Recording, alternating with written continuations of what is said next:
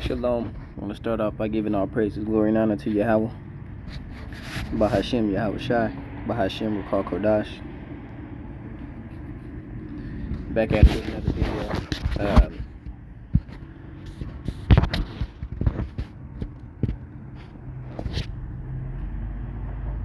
I'm going to title this one, No Understanding. But at the same time, no understanding. As you can see here, I'm on Reddit. They have a Bible forum on here that I go through frequently and see what people post and the questions they ask, and basically debate back and forth with whoever else is on there, of course trying to bring out the truth versus what other folk on here is saying,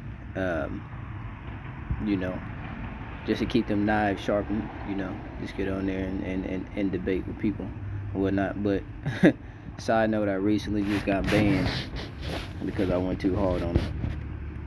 They said I was promoting hate, but it is what it is. It's, truth got to come out. I mean, I can still go through here and look at stuff, but I just can't respond. So it is what it is. But I'm gonna make a video on some of the stuff that people put up here, and bring out the the truth of how Yahweh meant it versus what these people are interpreting, and so like I said, as you can see here, someone put up here, I don't understand Romans 8 and 9.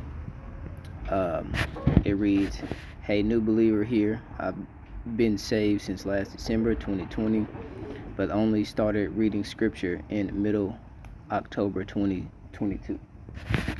So before I go any further, the first thing I seen, it said I've been saved since late December. So we already know that's false, because nobody is saved. Okay? Hopefully I'm gonna make this video fast, because they don't understand. But try to get an understanding and break it down slowly. I've been saved since late December. So going back to scriptures, what it say? He that endureth to the end. Right? Matthew 10 and 22.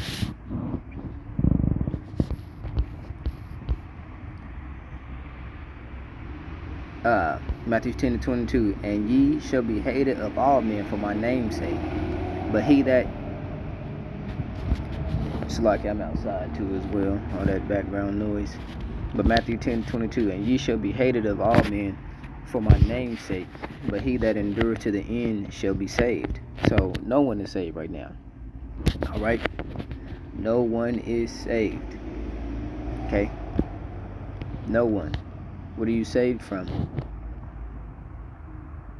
What are you saved from? We still in hell. So what are you saved from? Not knowing if this person is, what nationality they are, but what are you saved from?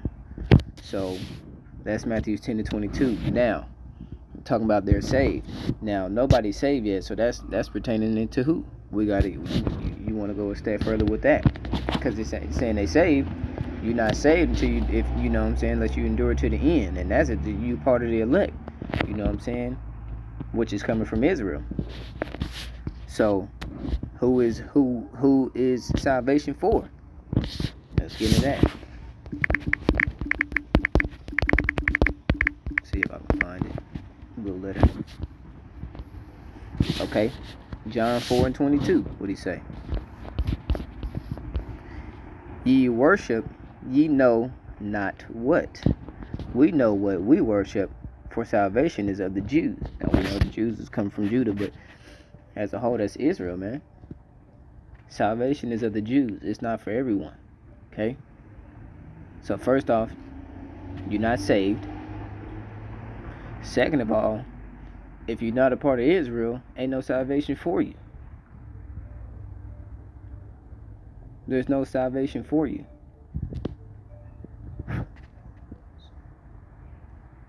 So since they new believers and whatnot, they already screwed because they getting, regurgitated crap that been passed down, and they thinking that they got some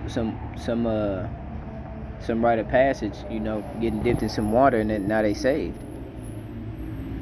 But that's not the case. Let's get back to what it's talking about. All right. It says, I backslid recently, but finally broke it and got back into scripture and just read Romans 1 and 9. Okay. Now, it says, I need help understanding Romans 8 through 9. As Paul says, you need faith to be saved and that salvation is a gift. But he speaks about election and predestination. But John 3:16 says, God so loved the world, so how could God hate someone or elect someone if Jesus died for the whole world? I'm confused and need help. So that's what people are still running into with the John 3:16 because they're not understanding the background. Okay. Paul says you need faith to be saved and that salvation is a gift. Faith without works is dead, you know what I'm saying? So you got to put in the work. When we put in the work,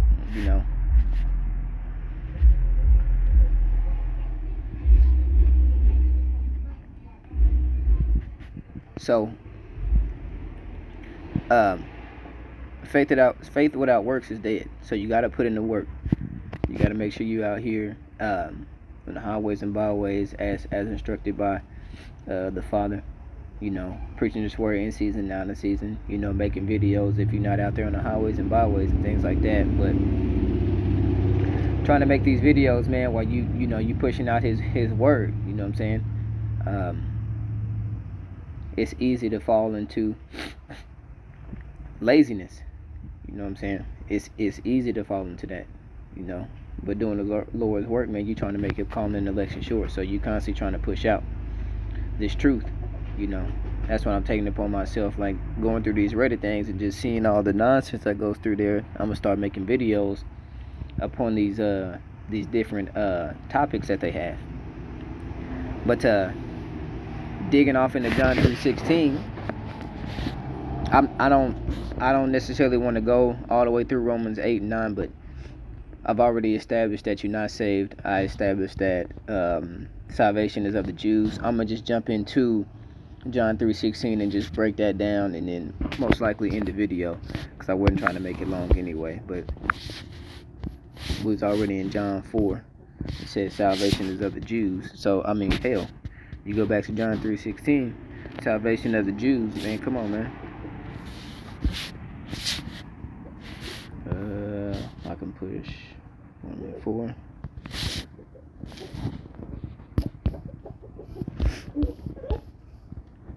John 3:16. It says, "For God so loved the world." Okay, we in the blue letter, so I can go ahead and just get that broken down. For God so loved the world. Okay, that's a Greek word.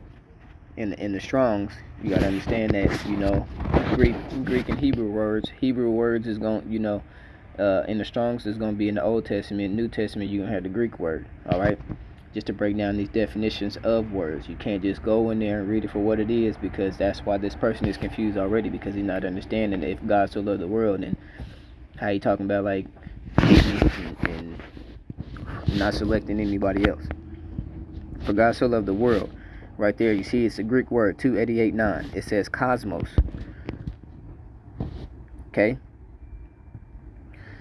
And a harmonious arrangement of constitution, order, government, ornament, decoration, adornment, the arrangement of the stars, the heavenly hosts, as the ornament of heavens, the world, the universe, the circle of earth, the earth, inhabitants of the earth, men, the human family, the ungodly multitude, the whole mass of men alienated from God and therefore hostile to the cause of Christ, world affairs, the aggregate of things earthly. I won't read no more. I read a lot right there. But in a sense, like it says at the very beginning, order, government. It's a specific governed body. Specific governed body. See, a harmonious arrangement or constitution. You know, a governed body. You know what I'm saying? You take the world for an example. You know, the world and its government. Not everybody's a part of the government. You know what I'm saying? Not everybody's a part of the government. So that's the same with the word cosmos. It's a specific governed body. You have to know what that cosmos is. You have to know what that specific governed body is, that specific world is. You know, there's a lot of cosmoses out here. You have to know which each cosmos is. You can come into the cosmos. Let's go with some examples here as far as like the cosmos of uh uh some worldly crap, football, basketball, like sports in general, boxing and stuff like that. I'm a boxing fan. Let's boxing. You know, if you asking questions of that cosmos, that specific governed body, the world of boxing, you know what I'm saying? If you're not a boxer or if you study that type of stuff, you're not gonna understand that world. You know what I'm saying? That's not a world you need to be in. You know what I'm saying? Same thing with a different sport. You're not gonna understand that world. So just knowing that the word right there, for God so loved the world, he loved that world and that cosmos, that specific governed body is Israel. Alright? That specific governed body is Israel. Okay? So for God so loved the world that he gave his only begotten son. Who's his only begotten son? Yahweh Shai, right? Okay? That whosoever, now people get stuck on whosoever as well, believeth in him should not perish, but have everlasting life. So the whosoever is still speaking about Israel. Okay? It's not just meaning any and everybody. Okay? You got to break this stuff down. Whosoever is not meaning all. Okay? Individually. Okay? Individually. It's not meaning everybody.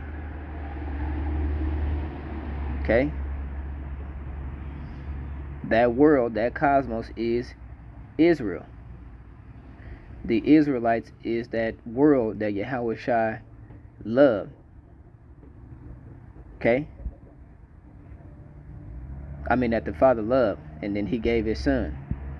Okay? That's who Yahweh sent his son for. The Israelites. He didn't send for everybody. Okay? That specific governed body. Right?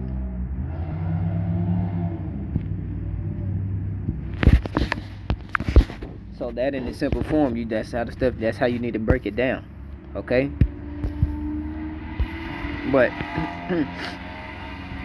they don't understand that. They don't understand that cosmos.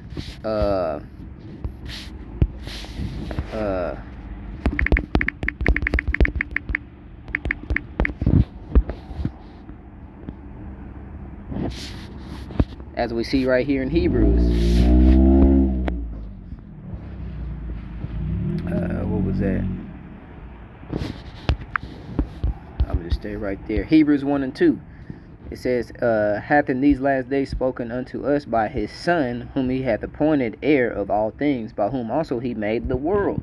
So you got to understand, a part of these scriptures too, there's more than one world. It's not just the world, this universe that you live in right now. So it'll make you think that Yahweh Shai came back for the whole world. Like I said, when you break down that word cosmos, that specific...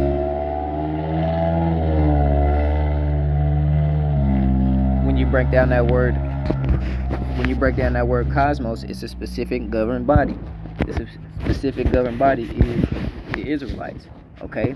Now like right here it says in Hebrews 1 and 2, by whom also he made the worlds, because there's more than one world. You got the cosmos, you got Oinkamene, and then you got Eon. Okay? These are three different worlds that's in the scriptures. Okay?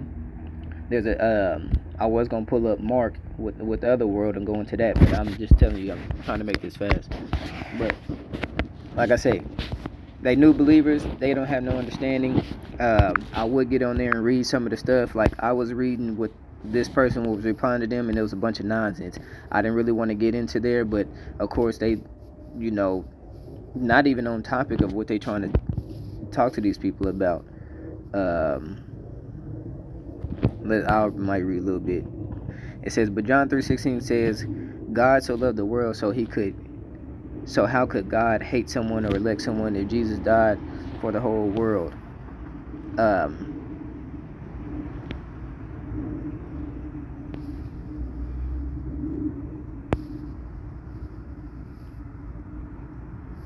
I'm not even gonna read all of that. That is a bunch. Yes, it's too much. I wasn't trying to go that deep into it. Says, how could God hate someone or elect someone if Jesus died for the whole world? So he died for Israel, and how could he hate someone? That's just like it said like he was talking about in Romans. Have not the what is it? Is it Romans 8? It's Romans 9.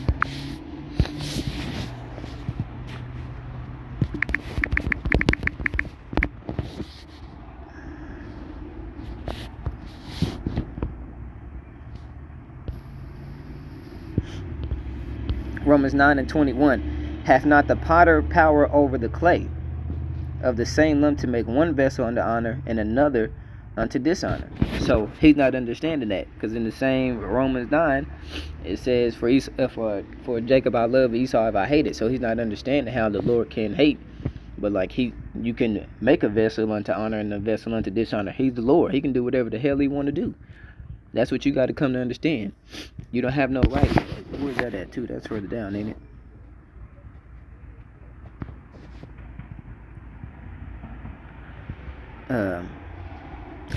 Verse 20. Sorry, I'm gonna read that one too. It says, Romans 9:20. Nay, but O man, who art thou that repliest against God? Shall the thing formed say to him that formed it, why hast thou made me thus? Right.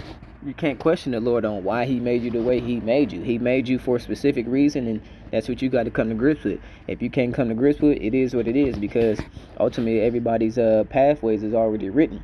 You know what I'm saying? Just pray that you are of the elect, and if you are, Lord willing, he wake you up in time for him to come back, for when Yahweh shall come back, and that you may be a part of the elect. But there's a lot of work that has to be done in that at the same time. So yeah, new believer, and you already starting off on a bad start, man. So like I said, I wasn't gonna make this long. So Lord willing, you was edified in that short bit of time. I'll see you in the next video.